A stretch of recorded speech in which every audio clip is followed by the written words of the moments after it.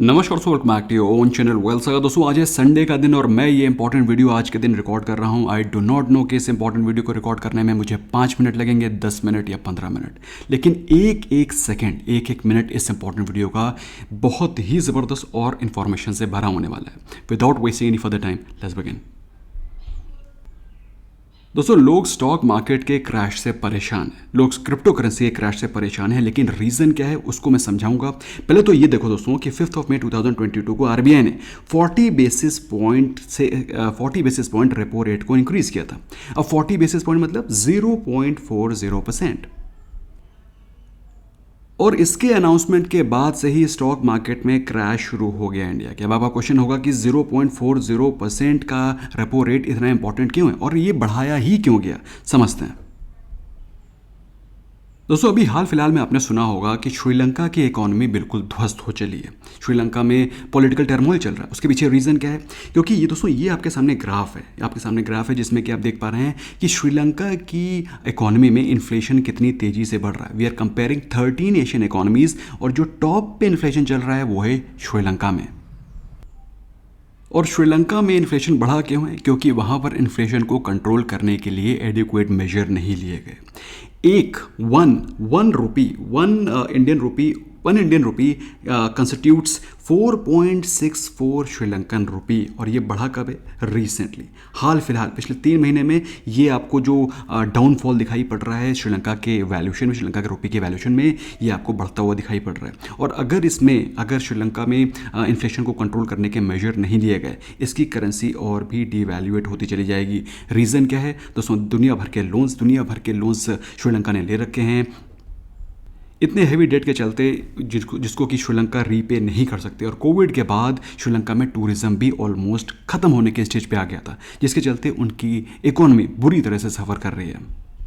दोस्तों वेनेजुएला का नाम सुना है? वेनेजुएला में भी सिमिलर काइंड ऑफ हालात हैं, बल्कि वेनेजुएला में हालात और भी गंभीर हैं। दोस्तों 1 इंडियन रुपी में वेनेजुएला में आप कितने वेनेजुएला की करेंसी ले सकते हैं? बॉलीवार। 1 Indian rupee constitute 6080 Venezuelan currency. आप समझ सकते हैं कि वेनेजुएला की जो करेंसी है उसकी कितनी बुरी हालत है।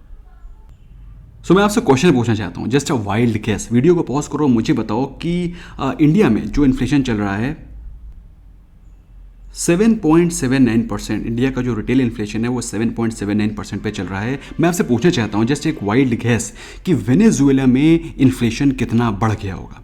10%, 20%, 50%, 100%, 150%, कितना बढ़ गया होगा? मुझे कमेंट सेक्शन में डेफिनेटली बताओ। मैं 3 तक काउंट कर रहा हूँ, पॉज करो, नीचे कमेंट सेक्शन में लिखो।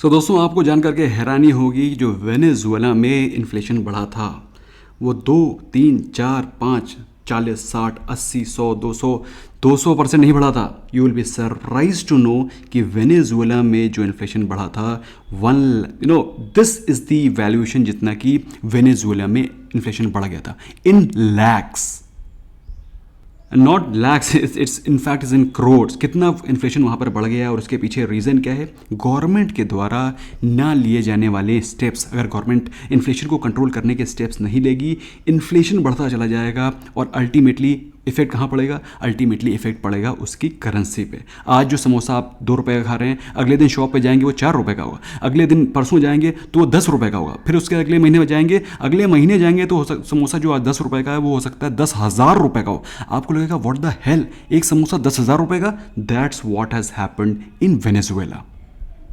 और यही रीज़न है कि वेनेजुएला की करेंसी धीरे धीरे करके डिटेरियोरेट होती रही और अभी ये हालत हो गई है। तो इंडियन इकोनॉमी ऐसी कंडीशन में ना पहुंचे, इसलिए ये मेजर्स लिए जाते हैं। अब दोस्तों आपके दिमाग में एक क्वेश्चन बहुत ही इंपॉर्टेंट आ रहा होगा कि वेनेजुएला की अगर ये बुरी हालत हो गई है तो क्या वेनेजुएला इससे कभी बाहर नहीं आ सकती? क्वेश्चन आ रहा है, दिमाग में नहीं आ रहा है? तो उसका भी एक एग्जाम्पल है मेरे पास। दोस्तों जैसे जैसे आप लोग हमारे साथ एसोसिएट होंगे, धीरे धीरे काफ़ी सारी चीज़ें हैं जो कि आप लोग सीखते रहेंगे। दोस्तों वीडियो को आपने अभी तक लाइक नहीं किया होगा, I am pretty sure. Video को आप लोग लाइक नहीं करते, इसलिए मैं इस तरह के इन्फॉर्मेटिव वीडियोज़ बनाता ही नहीं हूँ। तो आई एम श्योर आपने अभी तक वीडियो को लाइक कर दिया होगा। Do smash the like button. उससे क्या होता है दोस्तों? ये इन्फॉर्मेशन मैक्सिमम लोगों तक पहुँचती है and people get educated. Okay, so दोस्तों हम लोग इस क्वेश्चन पे थे कि वेनेजुएला की करेंसी, वेनेजुएला की इकोनॉमी कैसे रिवाइव हो सकती है, कैसे इंप्रूव हो सकती है। तो सिमिलर काइंड ऑफ कंडीशंस आपको इससे पहले जिम्बाब्वे में भी दिखाई पड़ी थी। जिम्बाब्वे में भी इन्फ्लेशन बिल्कुल ज़बरदस्त, आप 1-8% से डरते हैं, वहाँ पर इन्फ्लेशन बढ़ के पहुँच गया तो ऑलमोस्ट 350%। जिस तरह का इन्फ्लेशन वहाँ बढ़ रहा था, ऐसा लग रहा था Zimbabwe will be totally gone.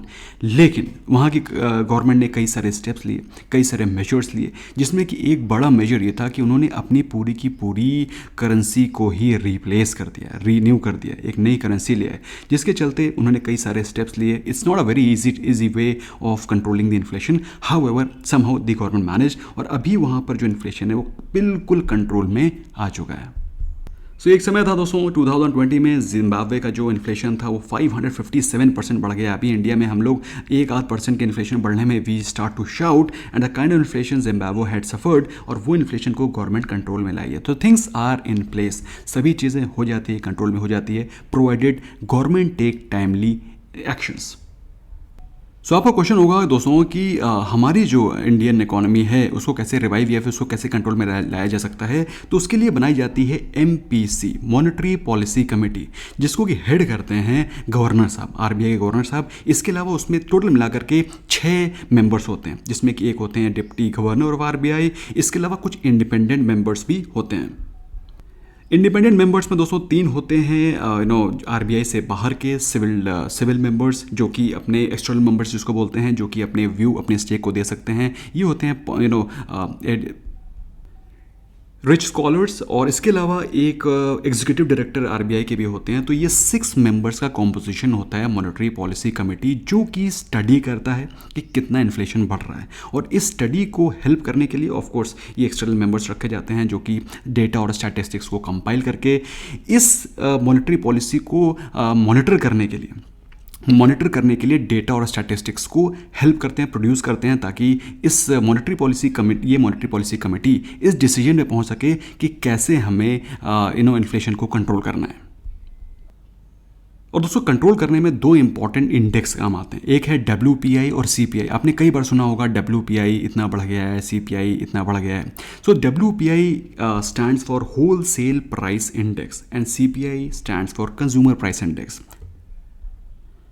दोस्तों होल सेल प्राइस इंडेक्स बताता है कितना इन्फ्लेशन बढ़ रहा है from the point of view of manufacturer, from the point of view of trader, जो लोग बेच रहे हैं। ट्रेडर मतलब वो नहीं इंट्राडे ट्रेडिंग, ट्रेडर मतलब जो माल बेच रहा है, जो सेल कर रहा है, प्रोड्यूसर।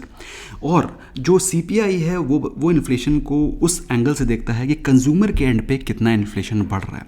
उसे बोलते हैं CPI, that is consumer price index, और ये है whole cell price index.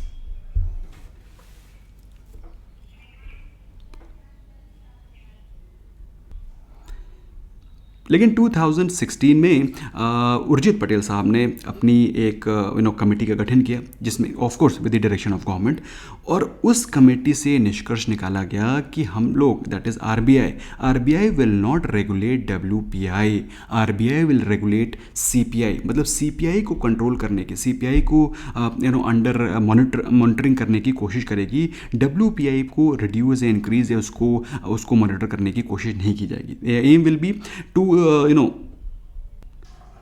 to target inflation and to shift the use of consumer price index as the main measure of inflation। तो ये एम था गवर्नमेंट का, जिससे कि WPI से कंज्यूमर के एंड पे क्या इम्पैक्ट पड़ रहा है इन्फ्लेशन का, उस पे गवर्नमेंट का, उस पे RBI का ध्यान जाए। This was decided in 2016। अब आपका क्वेश्चन होगा कि सर ये WPI और CPI से हमें क्या लेना, इससे हमें क्या फ़र्क पड़ रहा है, what the hell is this. फ़र्क पड़ता है दोस्तों, जैसे जैसे प्राइसेस बढ़ेंगे कंज्यूमर के एंड पे, उसी हिसाब से जैसे प्राइस बढ़ेंगे उनका कंजम्पशन कम हो जाएगा, और जब कंजम्पशन कम हो जाएगा तो ऑफ कोर्स सप्लाई डिमांड पे इफेक्ट पड़ेगा, और कंज्यूमरिज्म अगर इम्पैक्ट ज़्यादा पड़ेगा कंजम्पशन पे, कंजम्पशन रिड्यूस हो जाएगा, तो ऑफ कोर्स पूरी की पूरी जो डिमांड सप्लाई है वो इफेक्ट हो जाएगी।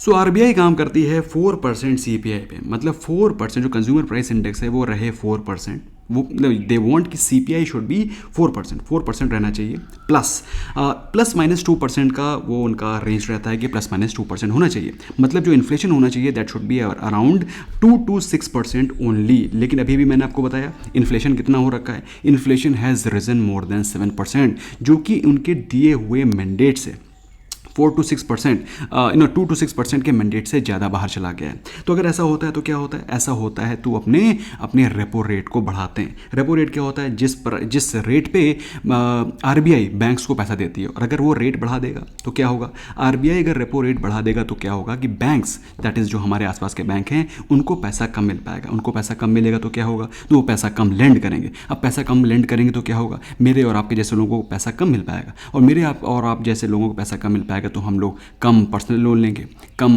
प्रॉपर्टीज़ खरीदेंगे, कम आइटम्स खरीदेंगे, कम सीमेंट खरीदेंगे, और धीरे धीरे इसका इम्पैक्ट क्या पड़ने लगेगा कि लोगों की परचेजिंग पावर कम हो जाएगी, मार्केट में लिक्विडिटी कम हो जाएगी। परचेजिंग पावर और लिक्विडिटी कम होने से धीरे धीरे लोगों के जो आइटम्स के प्राइसेस हैं वो सस्ते होने लगेंगे। तो अल्टीमेटली इसका इम्पैक्ट होता है कि जो प्राइसेस हैं वो जल्दी सस्ते हो जाएंगे। तो CPI पर टारगेट करने का बेनिफिट यह है कि प्राइसेस जल्दी कंट्रोल में आएंगे।